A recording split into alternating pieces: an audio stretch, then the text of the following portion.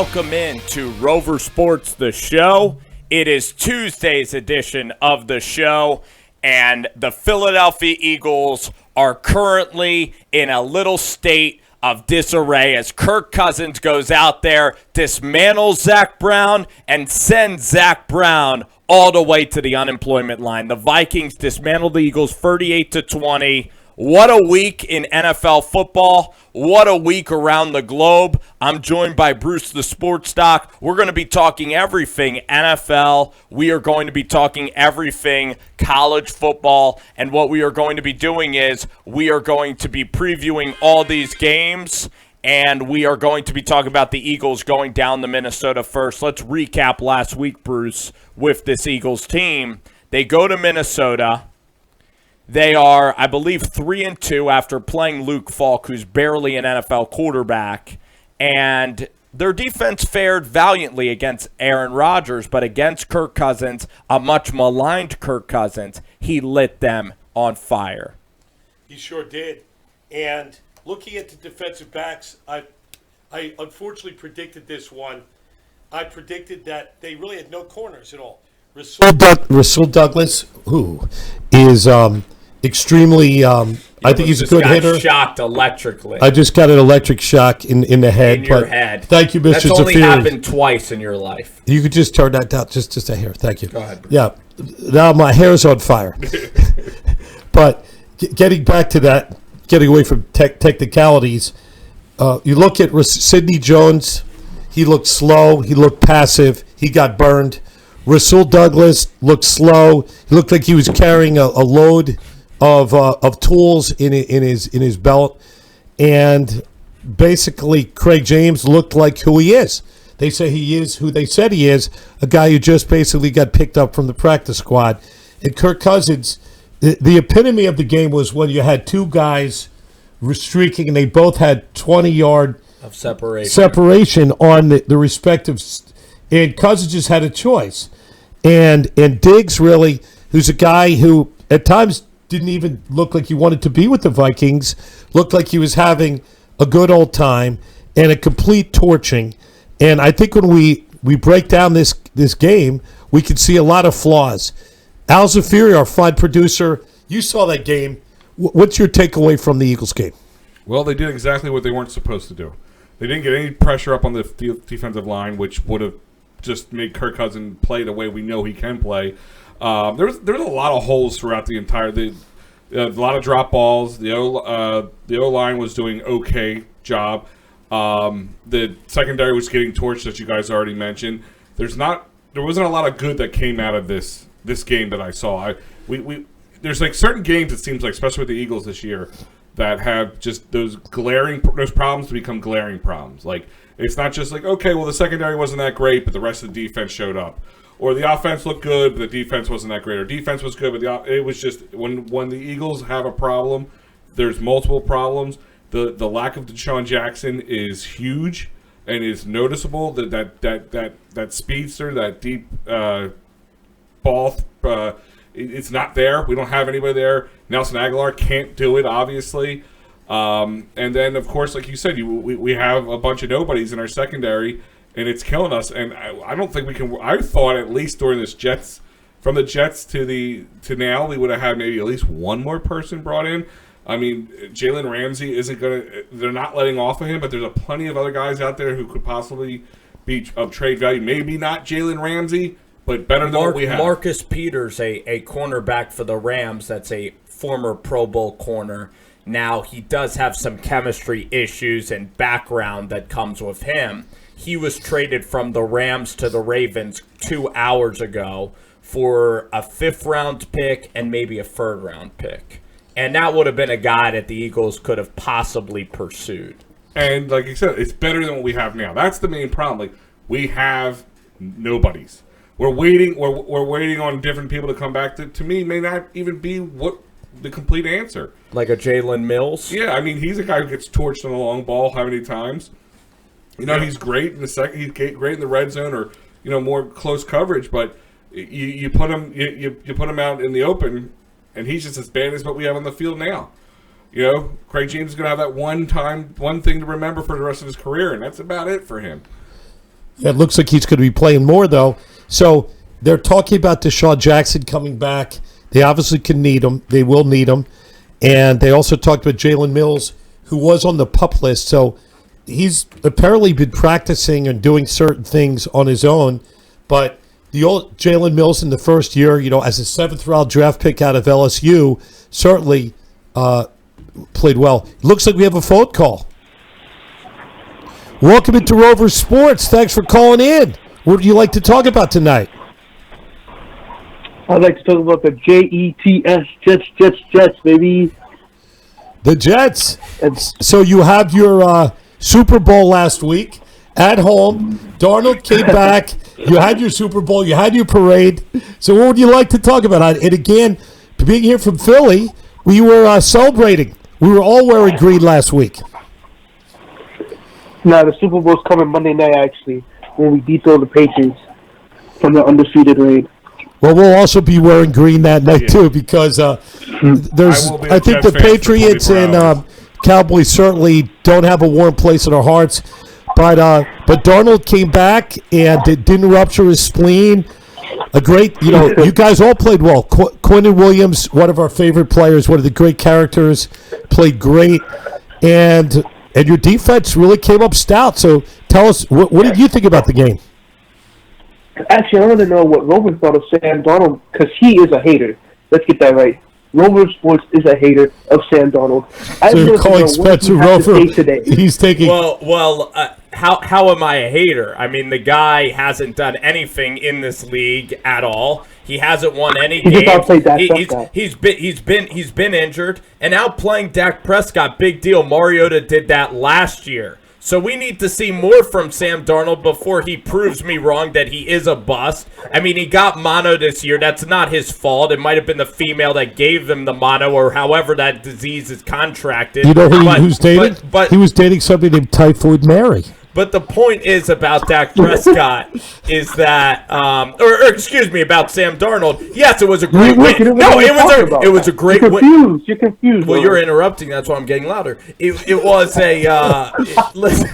it was a great win against the Cowboys. Nobody expected you guys to win. I give you a ton of credit. Your defense is amazing, and your defense is going to play really well against Tom Brady. The Patriots have an outstanding defense. I don't know if Darnold is going to rise to the occasion. Darnold had one amazing throw. Darnold had one amazing throw in the game. He played all right. Who was the number 1 rated quarterback in PFF for the last 4 games of last season? That was Sam Darnold. So let's not act like this guy just hasn't been trending upwards since the beginning of last season. Only thing that screwed him is his stupid myonucleosis, whatever the hell that retarded ass disease is. But besides that, he's going to be an all-time great quarterback. I think it's a little early to give him the all-time great moniker, but I mean, could he? Yes, the sky's the limit for him to an extent, but I mean, unfortunately, being on a team like the Jets might actually hurt him. Yeah, how's the sky's the limit when Adam Gase, we were just talking about how he could get fired a week ago, and now do you really think Adam Gase is the solution to unlock Sam Darnold's potential? Yes, because our quarterback from last week, he's not even on the team anymore. He got cut. He wasn't even play calling. Nobody was even trying on offense because it was a dud. It was a waste of time. I mean, as soon as Sam Darnold comes back, his offense goes from morass to damn near middle of the pack. We were not the last ranked offense in the National Football League. Offensive linemen apparently didn't know how to block. They didn't care to block. So, I mean, they just started trying this game against the Cowboys. They turned up. And this is the offense you're going to see moving forward. This is the New York Jets. Not the last 4 weeks before that. Okay. So I'm glad I still think the Jets lose to the Jaguars. I still think that the Jets, what do they have, 4 losses, so they'll probably go 6-10 probably. But we'll see if Darnold. I don't think he has a strong arm. I think he's skittish in the pocket. His release is quick, but he can't hit you down the field. I mean, that one throw to Anderson was a busted. It was a busted coverage. It was a busted coverage. He lobbed it in there. Any other quarterback could have done that at the NFL level. So I don't think Darnold's very good. I just don't think he's good. But listen, you're right. I don't like Sam Darnold as he is playing the game, but he did have a decent week last week, so I will give him that. I'll give him that, Ronaldo.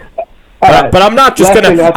But I'm not gonna like completely say like that Darnold is a stud. I can't just completely just abandon my take, and the take is the take. So is Darnold going to prove me an idiot with that specific take? Time remains to be seen. So I want to thank you, my friend, for calling in the show today. Ronaldo Allen, a classic listener of Rover Sports, a diehard Jets fan, and he's such a fun personality because he definitely will let me know when I have a opinion on the Jets that he disagrees with. Certainly. So yeah, and I think one game's hard to give anybody the moniker of an all-time great. I mean, listen, as a Jets fan, when you're 0-5 at the point, 0-4, they had a bye. That's right, they had the bye. Yeah, when you get a win over a good team, even though Dallas right now being a good team is kind of faltering a little bit, yeah, it's still a win that they needed, so I wouldn't give Sam Darnold the moniker of an all-time great just yet. So let's talk about the Cowboys, okay? 31-3, they got absolutely murdered in cold blood by the Green Bay Packers. An embarrassing performance. They didn't show up to play. Last week, I think it was, again, 21-3, so clearly they have some real issues in terms of how motivated they are playing these games in the first half. They look awful in the first half. Their offensive line, Bruce, is overrated, okay? They haven't been run blocking for Ezekiel Elliott. Kellen Moore calling plays, it hasn't been that great, but I think that the Jets defense... Whoa. I thought he was... What did you say he was? Well, here's the point, is that even Bill Belichick with the Cleveland Browns, when you go back to 1993, even he had weeks where he struggled because this guy, Kellen Moore, he still is the next Bill Belichick. He's 31 years old. He's not going to be perfect. There's something called a learning curve in the NFL. True. And that's what he's going through right now. Here's my thing, and this is as an Eagles fan, being just taking my green glasses off, hanging them off to the side for a second, and breaking the Dallas Cowboys down. Here's my thing, and we saw it last year with them. They did not start off great. They were kind of middle of the road last year. Clearly. Then, for the first 3 or 4 games, then they started to drop off. I mean, they were talking about firing the coach. Was it like week 8, 9? Was it after that Titans Monday night game? Titans game, yeah. They were looking to get rid of him, and then they just went on this uptick, beat the best. Arguably one of the best teams in the NFC with the Saints. The game against the Eagles, I will put my green glasses back on, but I will say it was arguably they won it, but I will win that one, get that win in protest for some really bad officiating. Right, but the defense, Amari Cooper had 220 yards on that secondary. It always seems the Eagles... He absolutely made a mockery of the Eagles. The Eagles that always day. seem to have, they let Julio Jones get a couple hundred yards and a touchdown. They let Adams do it on Green Bay. There's always somebody but they always seem to keep them in, except for, of course, this Vikings game. Diggs had more fantasy football points than the entire Vikings team put together. And also you wonder why, and again, I think Jim Schwartz has had a lot of challenges. He lost 2 defensive tackles, Jernigan and Malik, his name escapes me. Malik Jackson. Malik Jackson from the Jaguars. Okay, so you lose your 2 interior guys. Mm-hmm. Fletcher's been hurt. He's finally getting a little bit healthy. Your defensive backfield, they didn't help themselves in the draft at all. You now just lost a starting linebacker. Well, you let go one, I should say, not yes. lost. And, certainly, but nonetheless, for the most part, he kept the Eagles in games. But last week, Diggs, you wonder, how come there was no safety help with Diggs? Diggs was torching him. 3 touchdown passes, and these guys, Rasul Douglas was on an island. And certainly, what do you think about that? Well, Al, I think that you've seen Jim Schwartz is a Super Bowl championship defensive coordinator. Yeah. And his whole scheme is predicated on getting home with 4 players, on getting home with the front 4. Of course. And when the front 4 is not executing, it is a problem with possibly their play, with Howie Roseman, giving Brandon Graham that kind of money. I don't think he's been that consistent.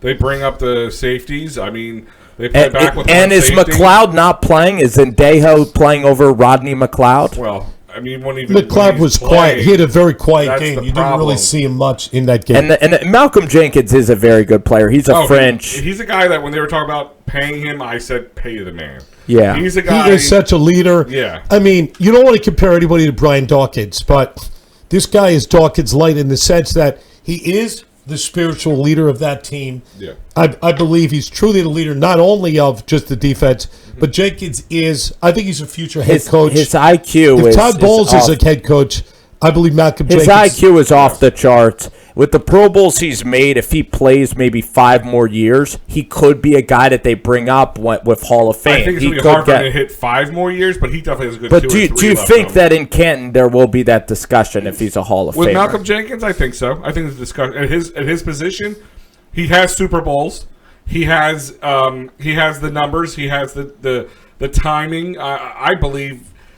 I wouldn't say first ballot Hall of Famer, but he could be there. I blame Howie Roseman for this debacle because in the draft, they went out and they got an offensive tackle when they had Jordan Mailata that was already a backup tackle. So in the first round, they drafted a kid that their goal was, we don't want to see you for 2 years, Andre Dillard. We want Peters to be healthy. So they drafted a guy in the first round that they won't see in 2 years. Then they drafted a running back that is a very mediocre running back so far in the NFL. Now, he is young with Miles Sanders, but again, you had Jordan Howard on your team. You can get another free agent running back. You could have drafted a running back maybe in the 5th round. They draft a running back. Then they decide to get a wide receiver in the latter part of the 2nd round, and this wide receiver is barely even playing. And that was the biggest problem. Arcega-Whiteside, when they could have gotten a cornerback. They could have gotten another safety. How about a linebacker? Yep. I mean, those and picks, you saw a lot of great guys. Those picks by Howie Roseman are idiotic because they're not contributing to this defense, and this defense is awful. And it's ironic that they were drafting only for offense. You and I were at the draft in Nashville. I didn't like the Arcega-Whiteside signing at all. The drafting and signing, because I saw his highlights. People think that he's going to replace Alshon Jeffrey. Well, just being tall and being a Stanford grad doesn't mean that you're going to replace him. And there are so many names on the board, and you probably could recall them. The corners, linebackers, and the Eagles just whiffed on all of them. I think Mullen was a corner that went to the Oakland Raiders from Clemson. Chase Winovich was another linebacker from Michigan that was in the draft. The Patriots got a cornerback, Williams from Vanderbilt. There were several names, yes. Can you turn that off? Yeah, that's all. Yes. Yeah, so basically, a lot of the buzz here in Philly this week really is what's wrong with the Eagles. You see a lot of Doug Peterson's getting a lot of blowback. Howie Roseman, a lot of blowback.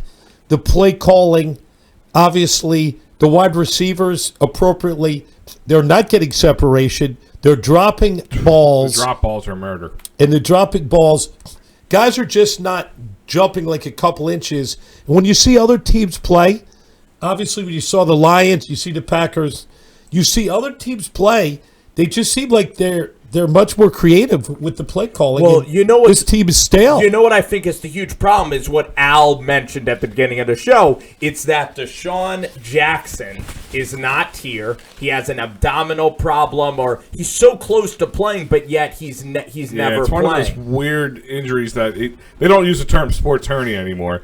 It's like a bad word anymore. Right. But it's the same thing, and then you're so afraid he could probably play on Sunday, but you're so afraid if he's just a little too early that Sunday will be come and gone, and then he's gone for the rest of the season. So that it could absolutely. It's almost a tear. Just to let you know, medically, he's got a tear of his abdominal muscles. Okay, and Amari Cooper, he's out. So essentially, they're worried that this muscle could tear further. And again, I go back to Kevin Durant. You remember? So I think you have to be a little bit in a liability type of mode. Well, they should rule him out because they're doing a disservice to Jackson's PR, because when they say every week that he's so close to playing and he's questionable, it makes him seem like he's not being brave enough or tough enough to play, when they should just rule him out so the fans are not scolding Jackson every week. So they're doing Jackson a real disservice by not ruling him out earlier in the week. They're actually ruling him in, though. So this week, he is playing. He's practicing. He will be ruled in. Jalen Mills will also be ruled in. But they need the deep threat. Aguilar, they paid him a lot of money, over $9 million. He's been a bust.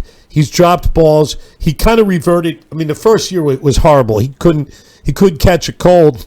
And then he rebounded well. And this year he's regressing. They're not finding him. Goddard is obviously, last year he was a 0, but Goddard, he had a reasonable. He had some touches last week.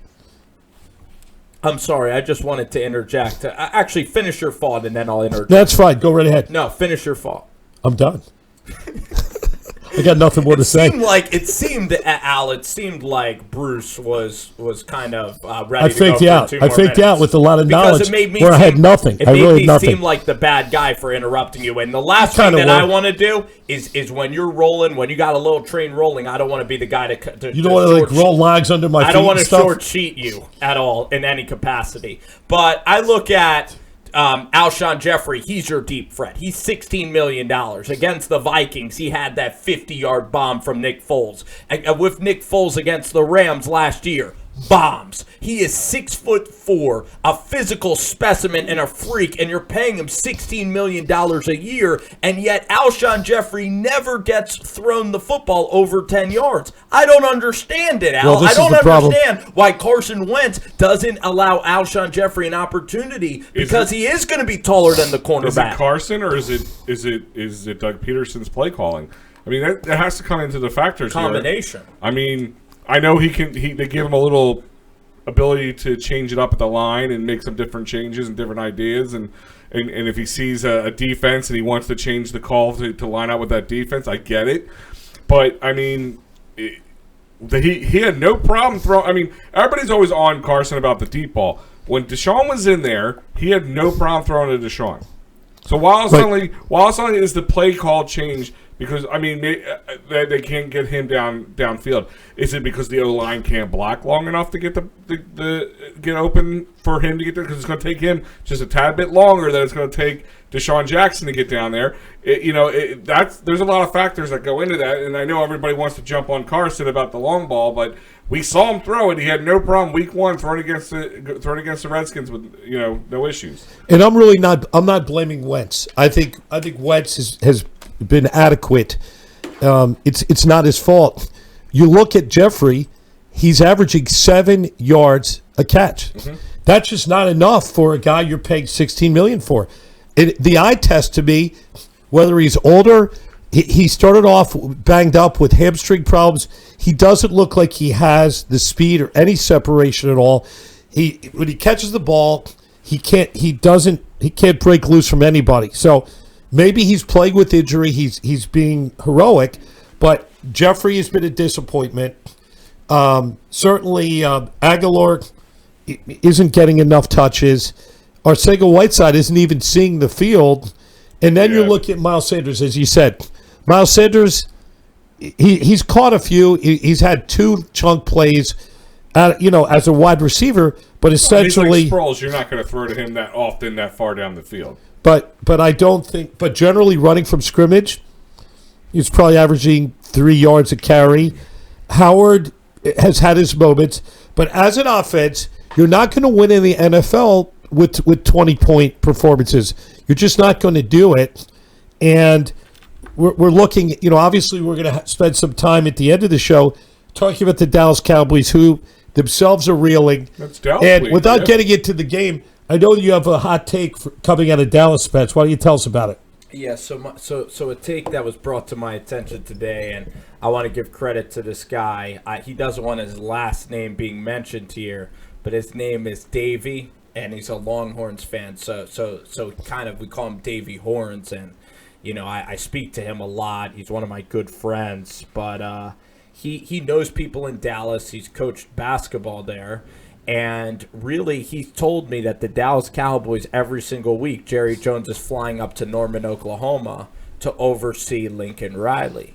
And that Jerry Jones is very interested. The Cowboys could be very interested in Lincoln Riley. And Lincoln Riley is the best coach in college football. He has the most his running plays are completely and totally unguardable at the college level. He is a savant at coaching offensive football. He's a brilliant mind, brilliant composure. He's going to be a rock star hire at the NFL level. So the only reason why the Cowboys might not be firing Garrett is if they promote Chris Richard or Kellen Moore, and if Richard or Moore has a great season, then their opportunity to get Lincoln Riley, the fans will not allow the Cowboys to go ahead and hire Lincoln Riley. So right now they're keeping Moore and Richard in their roles so that in the offseason they can make their biggest splash of all and get Lincoln Riley. And he's even sacrificing this season so that they don't want to have an interim get hot too late. Well, when you look at it, Jalen Hurts could be the third straight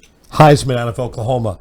I personally think that he's behind Tua, and he's behind Joe Burrow and LSU. But, you know, those guys are just having tremendous years, and their teams are having tremendous years. But Lincoln Riley is certainly the kind of face. He's be great in Dallas, and I think the Dallas fans that I know, and there's plenty of them around this area, they've more than had enough of Jason Garrett. As Eagles fans are happy to see Jason Garrett every week. I want a 30-year extension for Jason Garrett. Alzafiri being one of them. Yeah, Sadly, the Eagles great. Yeah. And people talk about like, oh, does Dak deserve more money? And I say, yeah, sign him $50 million a year. Go right ahead. You're not afraid I'll of him be at the anymore. front of the line. I'll drive him to the bank so you can cash that check. I have no problem. He hasn't been good lately. He's been rather poor, and his offensive line hasn't done him favors. Let's go around the NFL. I'd like to just jump in and say, fresh game was the Packers-Lions game last night. Let's talk about the you have officiating. opinions about the officiating, and that was I think most people watched that game. It was a premier game. Most of our fans. I want to thank all the Rovers. There's a ton of people here on the Facebook live stream on the watch party.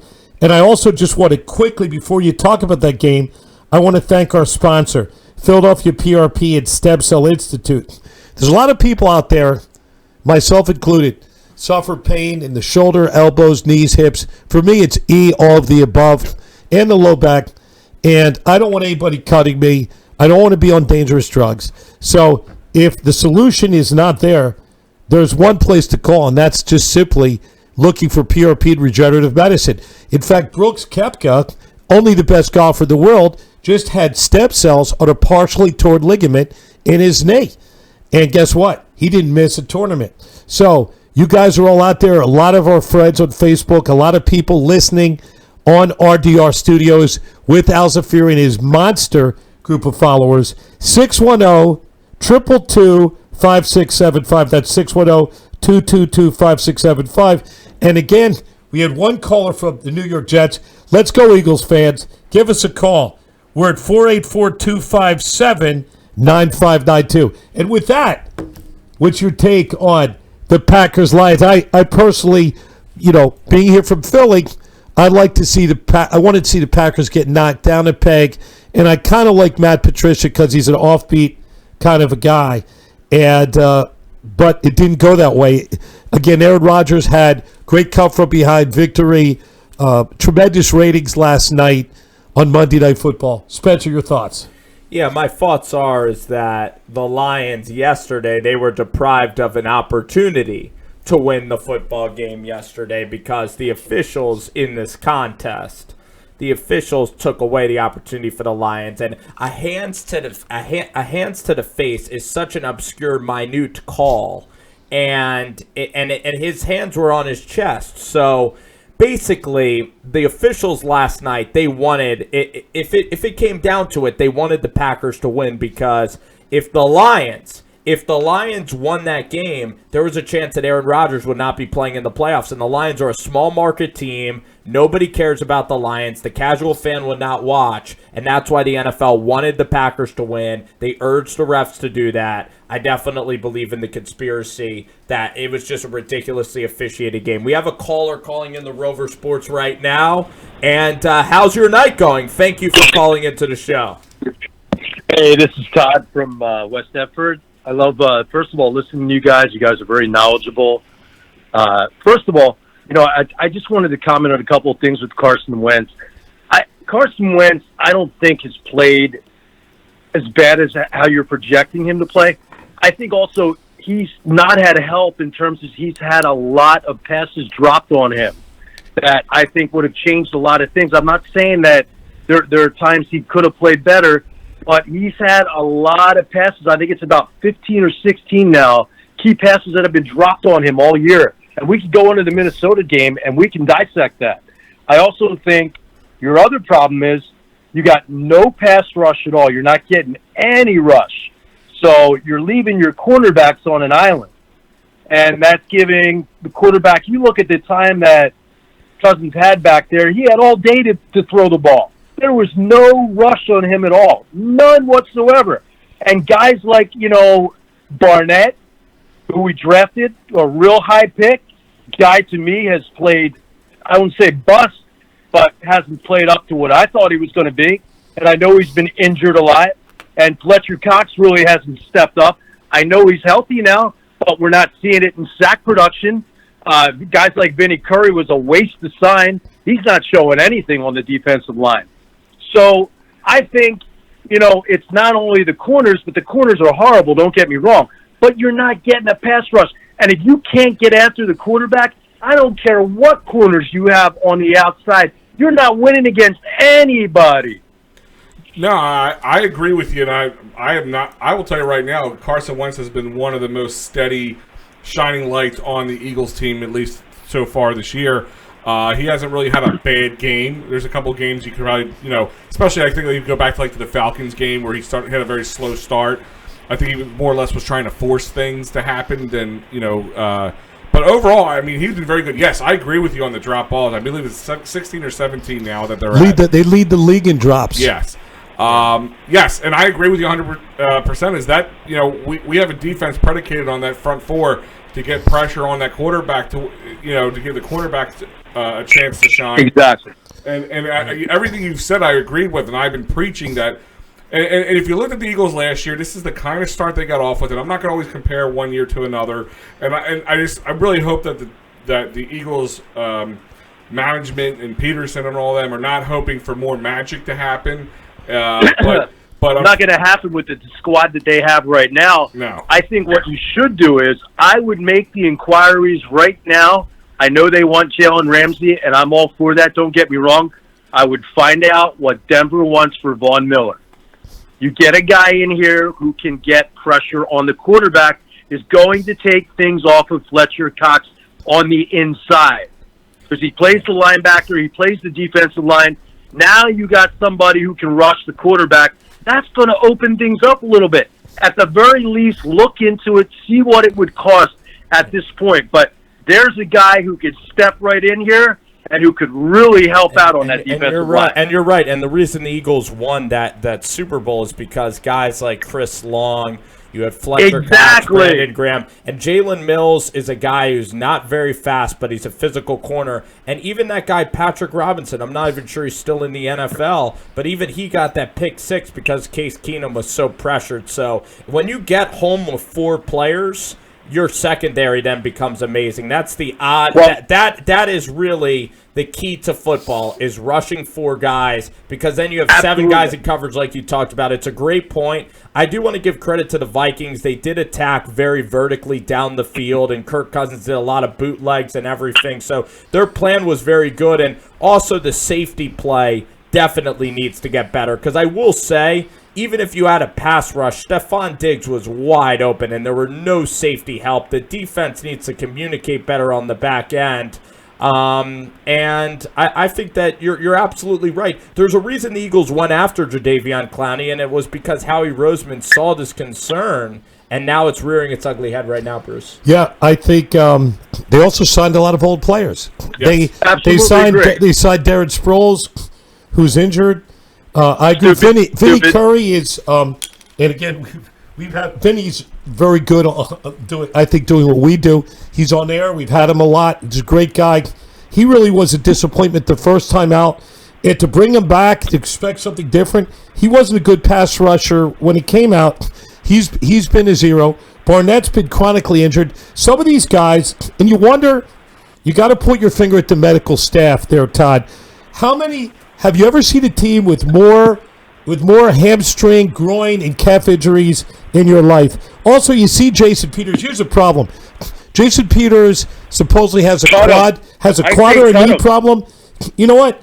How come if a guy's hurt, how come nobody's working on him on the sidelines?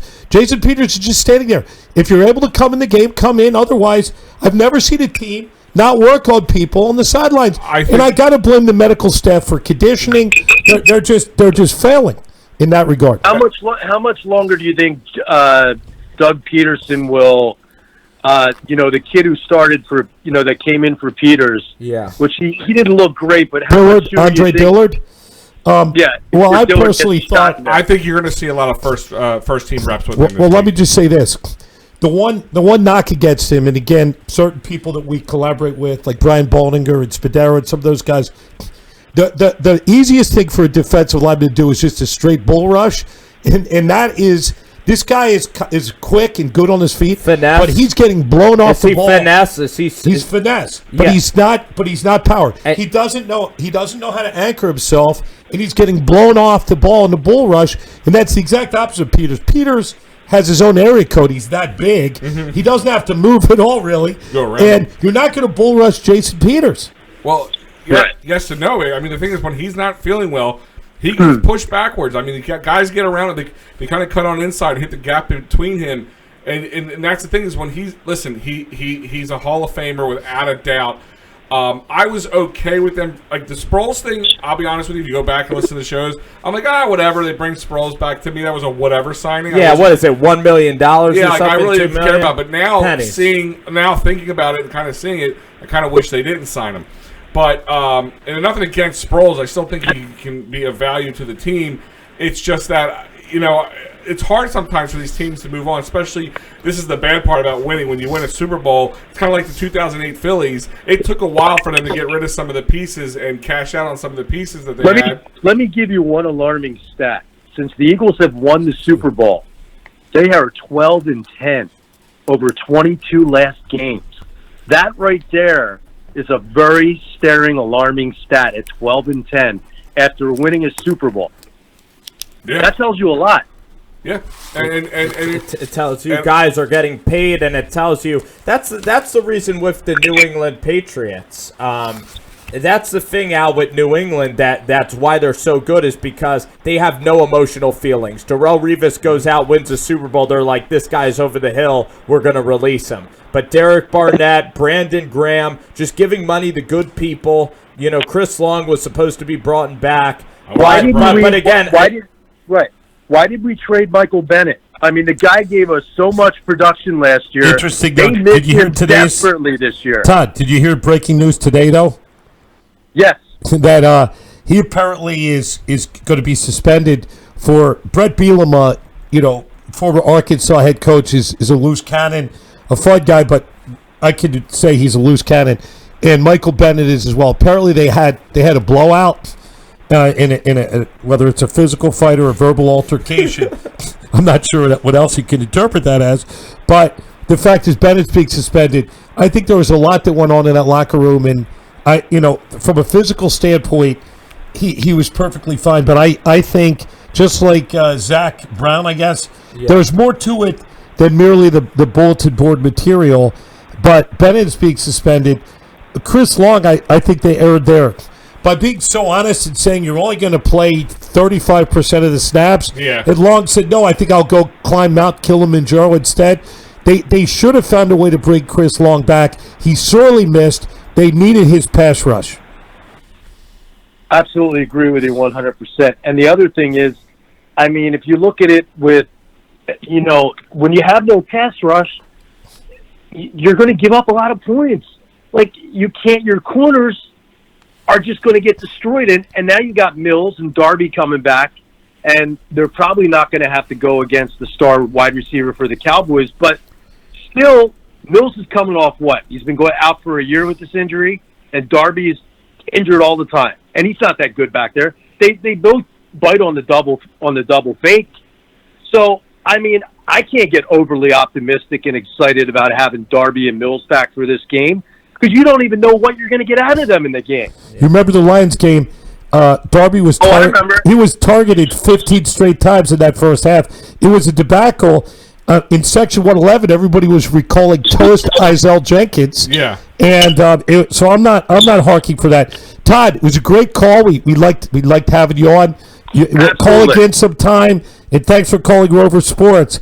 I want to mention that Josh Daesh, I see, is on the watch party. Coach, if you're anywhere near a phone, we want to hear your take. I know you're hopping angry. Well, again, for everybody out there, the call number is 484-257-9592. Coach Josh Daesh, Spencer. I do want to make our picks though, and when we're making our picks, we won't be able to take phone calls because we have to efficiently. We'll go quicker Unless Josh calls in. We have to efficiently get through our picks and without. Well, let's start with the Thursday night game. You got the Chiefs at Denver.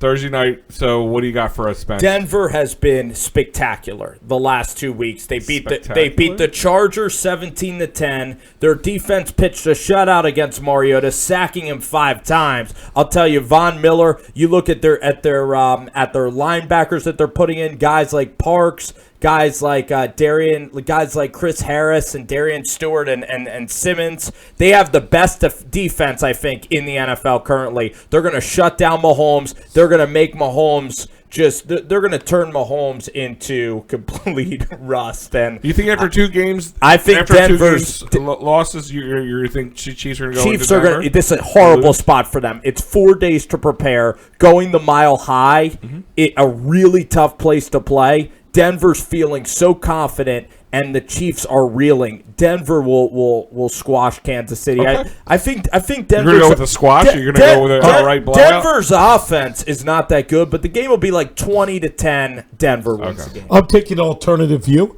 I think Mahomes has been down the last couple of weeks. He's going to come back strong. Tyreek Hill, he's got his legs under him. Andy Reid is going to come back. I think Denver started the year. You saw a lot of what they were, very mediocre. And I'm going to take an alternative view. What is your score prediction then? I think it's going to be a 1-point game. I'm going to say 21-20, and the Chiefs are going to squeak it out. Well, Denver still covers. You're still taking Denver. If you want to talk about the spread, the spread is Denver plus 3.5. Okay. So I'm going to say. Less than I thought. I agree with that, but we're looking at things in terms of the win-loss. But you think it's a 1-point game, so you figure they're barely beating them. It's going to come down to the very last second. Something like that, yes. Oh, yeah, not a blowout by any means. I didn't use the word blowout at all. No, but I think that Kansas City, I think Denver wins handily. Okay, well, we have a divergence. I'm Al, going to go with the Chiefs on this one. I don't think the Chiefs are going to lose 3 in a row. I think Mahomes is a better quarterback than that to let that happen. I think the team's a little down, but this a little kick in the mouth is what they need sometimes to come back. And I think Denver's not going to be able to hold their own. It'll be a closer game. I don't know. I would say 21-17. Okay. So they're just going to cover by like a half a point. Yeah. Okay. All right, let's go to the next game. Can you pull up the Raiders spread? Give me a second. Raiders in Green Bay. I love this game, Bruce. This is my favorite game of the week because the Packers are getting 6.5 here. You know how many days Oakland has had to prepare for this game? 14 days. Oakland is a physical team with Josh Jacobs. Their defense with Colleen Farrell, the guys on the back end, Garyon Conley. John Gruden just went and he beat the Colts and he beat the Bears. And you saw how mediocre Green Bay looked last night at Lambeau Field. Green Bay's coming off a short week with 6 days to prepare. How high is the morale in Oakland? Sky high. I mean, they just beat the Bears. They're probably practicing really well this week. Oakland will cover the spread. I'm going to take them outright. I'm going to give the score 27-20. The Raiders win outright in Green Bay. It's a huge upset, and Oakland will win. The game's in Lambeau? Yes, it's in Lambeau. That's a hard call. Okay, I'm going to tend to agree with you. I think that as far as the time of preparation, that's the biggest factor there. And again, I think the Packers are tired. They're down to their last wide receiver. Had a great game yesterday. Guys are just It's minus 6.5 for the Packers. You know what it is? By the way. Yeah. When you lose all your wide receivers, the Oakland's going to find a way to double cover the one guy. Lazard had a really good breakout game last night. He is. Fifth-round pick out of Iowa State. But I believe that they're going to shut State down player. the running game. And I tend to agree with you. I am going to. Are you picking them on the money line? You taking Oakland outright? I'm not taking it outright. I'm not going to be so bold. Okay. Al. 6.5 is a lot right now. But I agree with you. They have a lot of time to prepare.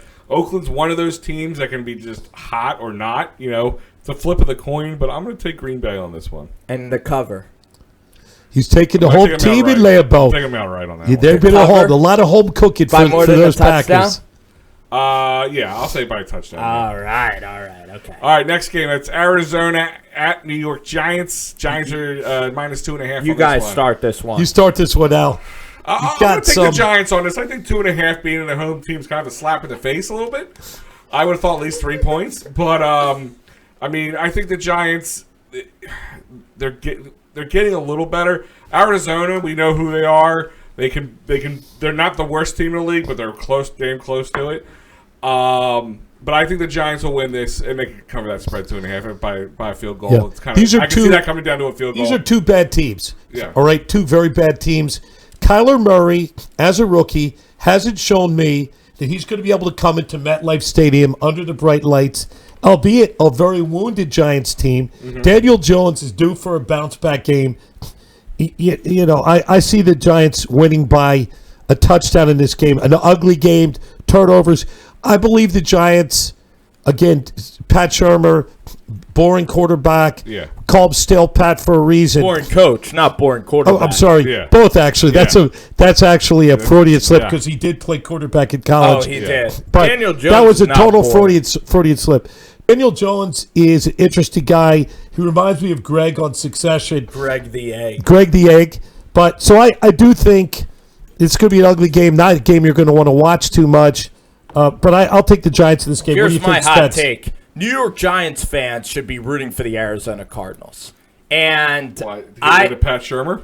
To get rid of Pat Shermer. Because this could be the game that could do him in. The longer Pat Shermer is there, the longer the Giants are going to be a mediocre. I don't think Pat Shermer's going anywhere outside of just falling And apart. Al, you as an Eagle fan, you probably want Pat Shermer to get another 20-year extension. Yeah, I'll be all right with because that. Pat Shermer, he's not scaring anybody. He can't scare a little kitty cat. But he is a terrible coach. And I'm rooting for the Cardinals to win this game. I definitely am. But who's going to win? The Cardinals are going to win. The Cardinals are going to win. You know why? Because the Cardinals have won 2 straight games. I know that they beat the Bengals and the Falcons, but Kyler Murray has played his 2 best games. They're on a 2-game winning streak. Cardinals have a good. Here's my thing: is I only picked Giants because it was the home team, and I think that I honestly there was just a little bit leaning towards the Giants.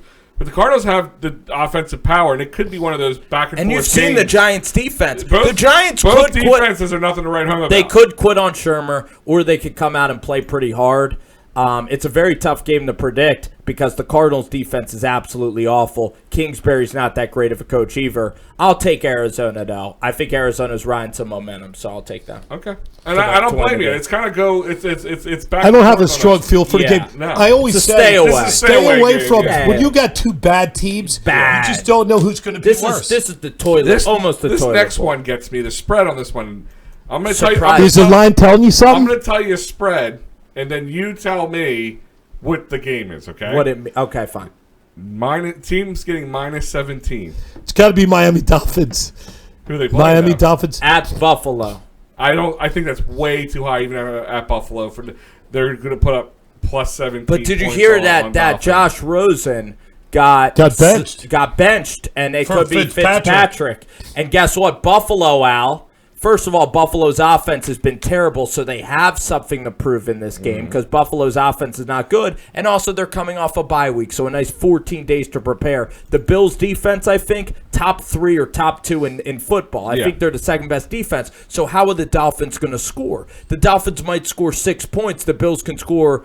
Oh, boy, they would have to score 24 points, right? Yeah. I would stay away. I mean, this is a scary game. I can see the Bills winning handily, maybe It's 10, scary. 12, 14 points.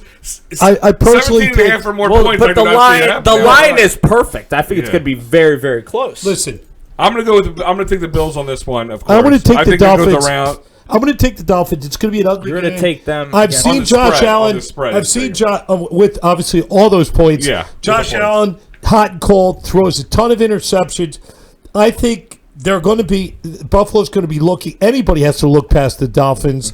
I think it's going to be an ugly game, and I'll take all that points. I'll take the Dolphins in this game. Yeah. I'll actually take Buffalo with the points. I'll be the divergent one. You're I going to think- say Buffalo with the points? on yes, this one? 27 to I'm like gonna 3. say Buffalo wins by 27 to 10 3. to 12 points. That's where I'm going to Fairly go. unwatchable game. 27 to They- 3. Buffalo the Bills will win. will. What's They will not cover. what's the watchability factor in this game? I like watching the Buffalo Well, Bills. if you're a I like Buffalo them a lot. fan, I'm a you wanna Buffalo watch fan. I love if Buffalo. you want to watch somebody give a whooping on the team, I'll I take mean, You'll bring out a little can of whoop ass. First half is a 6. Is a 6 out of 10. I'll right. rate the game a 6 out of 10. We'll do the watchability rankings too. Here's your next game. This is a divisional game. Minnesota at Detroit. Minnesota coming off a high by beating the Eagles. Detroit coming Watchability a solid 8 for me. having a chip on the shoulder. Go ahead, Bruce. I think a very watchable game. I think the Lions are 1 right now. Are they 1-point favorites right now? I don't have the spread on here. Oh, This one. because Is of it a last pick'em? night. Okay. We'll presume they're a 1-point favorite. No, it's a pick 'em. Pick 'em game. So just pick the game. Yeah. It's a very tough game. I think this is a tough game to call. I really think this is a very good Vikings team. I saw the Vikings win 2 games. They blew out. They blew out the Giants. They just dismantled them. They destroyed the Eagles. Stephon Diggs is it's certainly Adam Thielen. Looking at that team, I think they're as good as they look to be. And the Lions have to be demoralized after the way they lost that game. So I think they just got punched in the face. I think they're playing on a short week of preparation. I'm taking the Vikings in this game, and I think they're going to win by a touchdown. It's very educated take. This is a game that you should really stay away from because the Vikings are red hot. They've won their last 2 games. Kirk Cousins is playing at a high level. Their defense is just above average. It's an overrated defense. They're not a top 5 defense. They're more like a top 10 defense, which is pretty middle of the road. It just depends. Can the Lions, can they go and empty the tank again, like after that very depressing loss? Can they practice really well? Are they going to be able to get to Kirk Cousins? Their pass rush, even with Trey Flowers and Snacks Harrison, it's not that good of a pass rush. That's what I was alarmed by yesterday. So is Matt Patricia going to dial up some blitzes? I'm going to take Minnesota too. I love the point that you made about the morale, and I think that that's going to be the difference. So the Vikings I'm gonna go by the opposite, 3. unfortunately. Vikings I'm by gonna be 3. That's okay. contrarian here. That's all right. That's I don't know what I would encouraged. rather deal with, an angry lion or a content Viking. The Vikings, they won. I like that characterization. In real life- this would be like a fictional story. Well, in you're real life, a portraying. lion will always beat a Viking. Will always beat a My pirate. You will eat the Viking. my point is the Me, Vikings. an This ain't real life. An angry lion. These are just these. The Vikings have continue. good. They have Cooks. They have Thielen. Diggs. They have Diggs when he wants to Kyle, when he wants to play. Ultimately, I think Detroit got smacked in the face. A lot of people feel like that game was stolen from them. I think Detroit's a better team than the Vikings. Overall, I'm going to take the Lions. Okay, well, can see it. I It's think gonna you be a can see close it. game. We like Matt Patricia. We think he's a really It's good gonna up be and coming tight. coach. It's gonna be a tight It's at game. home. The thing about Detroit is they don't have a great home field advantage. How many Lions fans are there? Disagree. I think that they're underrated. You think the fans are? Yeah, I You don't really want think- to. They're not a travel- I don't want to offend our listeners. They're not a in traveling. Detroit. They're not a traveling. Okay, fan, I don't mind but defending them. at They're very home- far away from us at here. home, Detroit, and the Vikings game. That's not far. That's a normal game that they'll go to Green Bay. They'll go to Minnesota. It's not that far. Vikings fans will travel. to close. It's not. They won't go far. I Don't think go to Detroit- Green you'll Bay, see. right? That's pretty There close. will not There was be like that 7 much. here in the Detroit will get on top of them. Okay. Next game, Jacksonville I'm at taking the Vikings. Cincy. The spread on this is only Jags are only getting 3.5 or minus 3.5. Jacksonville, Cincy, at Cincinnati. I'm always going to get Wait, Al.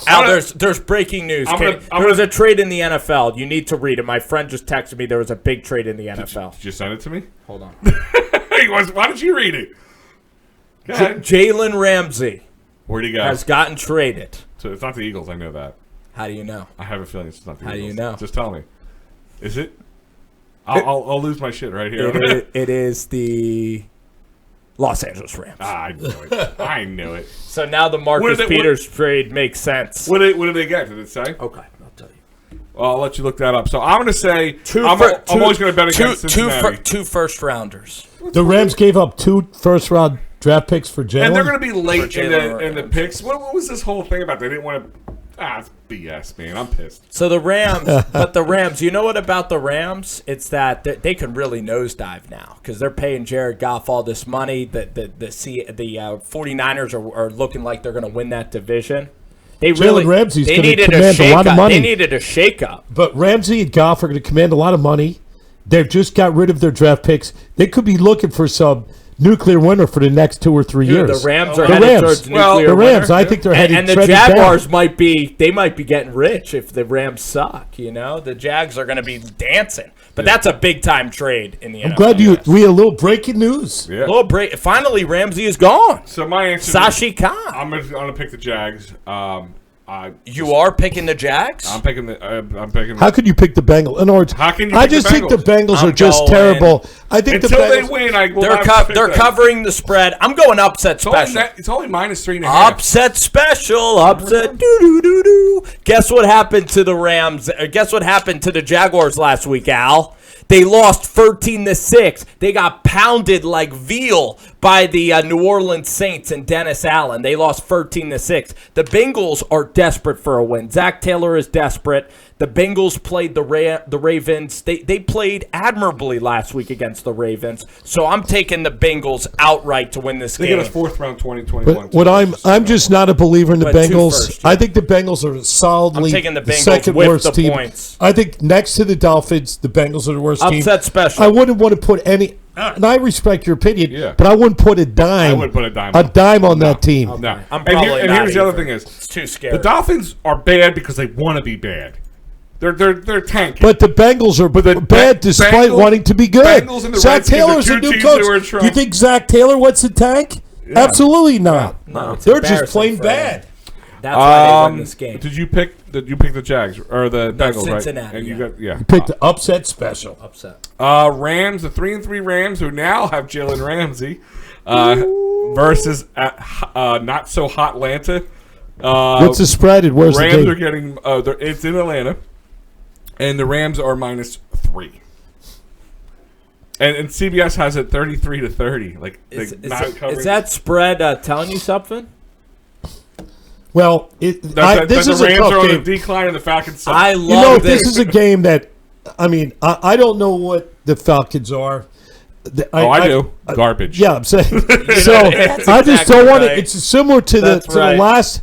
I just don't have a good feel for this game. I right do here. have a good feel. The Falcons are terrible. Don't overthink it. It's Sean McVay Yeah, versus but- a dead man. Dan Quinn isn't All right. even alive anymore. He's in a hospital bed. He's dying. He's on life support. Let me ask you this question: are the Rams trending down, or are the Rams just having a bad? They are trending down, but no one can beat the Falcons to the bottom. I'm gonna and guess what? This Jalen Ramsey thing is a morale boost. You know what burns me the most is looking at this game. I have to agree with you again. I don't. As I said, the Falcons are just a perplexing team, not a good home team. Trending down, maybe Matt Ryan's last year in Atlanta, and What do you think and about I think this that Ramsey boost? the Rams. Firstly, I've seen Goff's That's been a real. win now situation. Goff's been hot and cold a lot this year. I've seen him be very inaccurate, but you're playing on a fast turf. Gurley, of course, has been hurt. It's going to be an ugly game. I think it's low scoring. I would take the under in this game, but if I had to take a side, I'll go for the Rams. Yeah. I'm going to go with the Rams. And what burns the most is looking at the Atlanta 1-5, that one win. Ugh. The undefeated Niners versus the one-win Redskins because they played the Dolphins. And there's got to be some. The Skins have to be given a lot. Oh, that was a 1 point. How many points? How many points? God, how many points? The Niners are -10.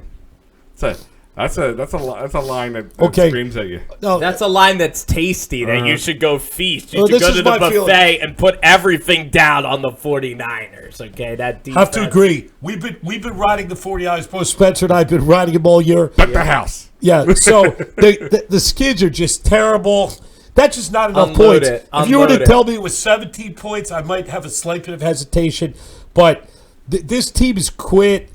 They're just not scoring terrible. any They don't points. even have a head coach. Who do they have? Bill Callahan? Who's the head coach? Yeah. They don't even have a head coach there. Unload the farm. Unload the farm. Bosa, the maturity of Sherman. Jimmy the G. maturity- Jimmy G is riding Ward, high. Jimmy Ward. I'm going to tell you right now, take the points. It's 27-10 at most for and it will be the Niners in that one. The Niners, the running game of the Niners. Anybody not- Devin yeah. Coleman. So we have a We'll unanimous move on from pick. this one. Breda. Yeah, we don't have to dwell Fred on that Warner, one. the Let's best not overthink best that one. defense This in is football.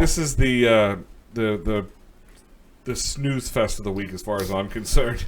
More so than the Chargers Dolphins. at More so than Titans. Cincy Jags. Chargers and Titans. Yeah. The Mariota-less Titans. Yeah. Boy, these teams are racing to the bottom. Yep. There's some bad teams that really sorted And that's the themselves thing out. that really This irks me. Is, game- like, I would think with all these teams that seem like they're like kind of abandoned. I wouldn't say they're abandoning, but you got a lot of bad teams. A lot of teams are.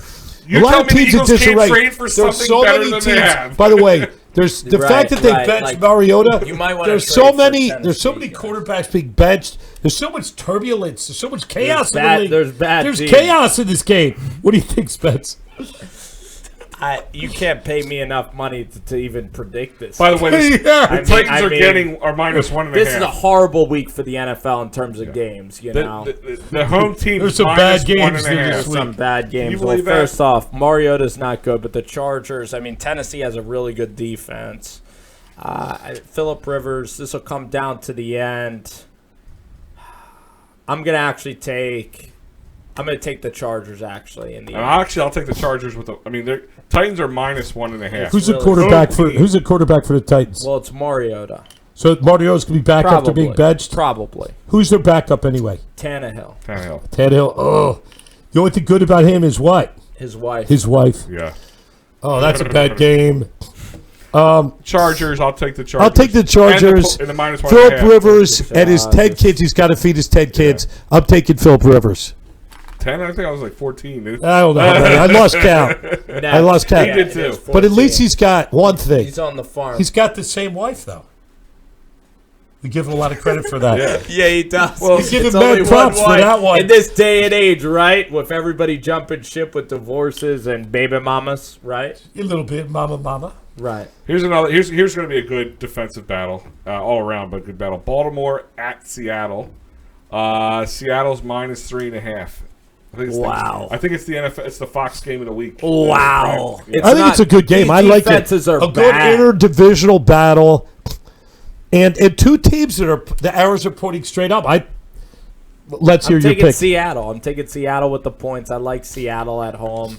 Russ Wilson. Seattle's not. These teams are overrated to me. Both of these teams, actually. Listen, I'm a both believer. teams are missing. Russell Wilson's I'm a playing the believer. best game of his life. I'm a believer. Life I right now. believe But in the Lamar Ravens Jackson. are not winning that division. Okay, I'm taking the Ravens in this game. Wow. I think that Wilson has shown a lot of magic, but I think there's something about Lamar. I bet against him all year, and he's proven me wrong. I've finally come around. I finally come to the dark side, and I'm taking the Ravens in this game. And that's the reason I'm going with Seattle. I'm just saying, like, I would have done the same. It's so easy. I had the same. So you're thought saying process. I'm out thinking it? It's Yeah. possible. You're taking Lamar Listen, Jackson. The point the -3.5 is a little tough. I think it's gonna be a close game. But it is in Seattle. It is a harder place to play. They have to cross all the way across country. the crowd. It's gonna be tough. But I'm gonna. Yeah, take the Seahawks as well. Next game is New Orleans at Chicago, and the Bears are -3. What game is this again? Nerlens at Chicago. This is definitely a very difficult game to predict in a lot of ways. Believe this. Teddy this Bridgewater slate- is undefeated as a Saint right This now. slate is Okay, really hard. I really like the Saints. I'm a big believer in the Saints. I think they're in the NFC Championship with Bridgewater or Breeze. Bridgewater's really shown that all that time off, he's really matured. Love the Saints defense. Chicago, I've seen him lay too many eggs, and I'm just going a little bit on the gut feel. But I feel, unlike a lot of those horrible games, I think this will be a good defensive battle, good old-time football, and the Saints, I think you're going to see the same D that showed up against the Cowboys. They're going away. They travel well. Sean Payton, it's a mature team. Doesn't matter they're on the road. I'm taking the Saints. Okay. Spence? I am actually very confident in this pick as well. And what would that be? For the opposite reason you just said. I'm going with the Chicago Bears in this game because Trubisky they have a bye week. Nagy has had a lot of time to prepare. Good.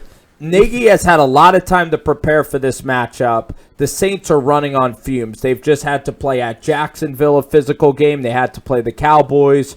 The Bears defense is going to absolutely shred up Bridgewater. Bridgewater's only going to put up 14 points, and the Bears are going to probably get to about 28. 28-14, Bears big over the Saints, actually. Your thoughts, Al? I'm riding the Trubisky Saints and train. Nagy. I've said it earlier in the Saints year. have and I'll burned continue. me a long The time. Bears are just an unpredictable team. They definitely have taken a slide since last year. I think the defense is good, but not as good But as it's everybody off of a puts bye out there. week. They're a desperate Bears I team. believe the bye week does play in their favor, and that's the only reason I would even put any real thought into this game. But I'm still going to take the Saints. Okay, I like that. All Very right, that brings decisive. us to Sunday night. We finally caught back up. We've circled the wagons on this show. Well, the Cowboys are -2.5. Just so you know. We've circled the wagons. And Bruce, it's time for you now to make your judgment on this contest, Sunday Night Football. As much as it pains me, I don't see the problems with the Eagles are systemic. It wasn't just one bad game. I don't see the corners all of a sudden learning how to run faster and learning how to cover. I don't see this banged up defensive line coming up with the pass rush. You're going into Dallas. Well, obviously the team's wounded. They had a terrible game, demoralizing loss to the Jets. I just think that there's too many problems on the Eagles. We discussed it at the front part of our show. This is a very mediocre to bad Eagles team with too many holes, and I believe that Dallas is going to win this game handily. You're saying handedly, huh? I'm going to say handily, and Okay. of course, I've had Eagles season tickets for 50 years. Yeah. Most people are not alive for that long. So I would say it pains me to say this, but this is one of those games I feel confident about, that the Cowboys, as bad as they looked last week, they've got a great defense. The Eagles, I just see the Cowboys winning this game. If I had to predict a final score, I'd say 34-20. So again, a similar game to last week, unfortunately. I just don't think there's that many dynamics that are going to change from week to week. It's an indoor game. It's a fast field, a loud home crowd, and I'm just not feeling it. Spencer? I like the Eagles in this contest. I do. Spencer, I like you again. Why? Because of Jason Garrett. This Cowboys team doesn't want to play for Garrett. Carson Wentz has been having a really good season. He plays really well in Dallas. Last year he played really well. Remember, Dallas Goedert had the long touchdown that got called back, but Ertz. Dak Prescott is not playing really well right now. This Cowboys team is absolutely reeling. The Eagles, they've had some success, but the Vikings game was definite. It definitely hurt. But I love Doug Peterson's confidence that he said on public radio, like, we're going to go in there and we're going to win. And I just think that the Eagles players like their coach more than the Cowboys players like Garrett. And if things snowball, I could actually see the Cowboys fans booing Jason Garrett at this game. I could see the Cowboys fans turning against Garrett. In fact, the Cowboys left the field without even shaking their coach's hand, which is a big deal. It shows you that Garrett has lost that locker room. There's no stability with the Cowboys, and the Eagles have a stable coach. They're getting some players back. Deshaun Jackson's going to be back. Doug Peterson lives for the big games. Doug Peterson lives for the big moments. And I just think that the Eagles' defensive line, when they're motivated, they're going to come to play. Jim Schwartz is an awesome defensive coordinator. He's terrific. And the Eagles are going to end up winning this game, probably 31-20. The Eagles are going to win this game. So it's interesting. Before I even say, I'm not going to flip. No, so it's interesting. You know the interesting thing? We both. I'm going with physical limitations. I'm saying the Eagles physically can't keep up with the Cowboys, and you're going through a lot of the psychological, emotional layers, and it's interesting how we both have different takes on this. And I also think the Eagles' defensive line, I'll talk about physical parts now. I think Brandon Graham can be physically good. I think Fletcher Cox can be physically good. I look at Carson Wentz. He's 6'5". He can throw the football. Miles Sanders can explode. And who's going to catch the ball? So do you think that Deshaun Jackson's going to go from essentially not playing and having an abdominal strain to replicating that 2-touchdown game from? Absolutely, absolutely. He's a big what are Deshaun Jackson's best games? Monday Night Football, primetime football. And the thing about the Eagles is that when they needed to beat the Green Bay Packers in Lambeau in a really tough place to play, physically they played a beautiful game against the Packers. So they physically play better when the stakes are higher. That's the thing about this Eagles team. Al, your thoughts? I suppose I want to say something you don't say often. I agree with you on a lot of things. It's like two boxers who are reeling at the same time. You know, it's like watching Rocky. It's watching Rocky in the mirror. Guys are just circling the drain. Yeah, and I don't want to say circling the drain, but you got two guys who are reeling who have to suck it up if they want to continue to go on to the championship. Ultimately, I agree with him. You have more of a problems that can be fixed with the Eagles than I think a problem that can be fixed with Dallas. Like I said, I'm taking my green colored glasses off for this one. Mm-hmm. I'm not going to go as high as a score as you guys. I'm going to be 17. Eagles win 21-19. 19. Yes. Wow, you went Chris Berman there. You panicked. Yeah. You gave a Swami prediction. Yeah. 19. No one scores 19. It'll happen. Well, you know what? It was a great night tonight. We had a ton of people on the watch party. Rover Sports again. We're on the air tomorrow, 6:10 a.m. for everybody. We'll be on the TuneIn Radio app from 7 to 8. We've got everybody there. Lewis, Coach Days, for everybody. Good night and good sports.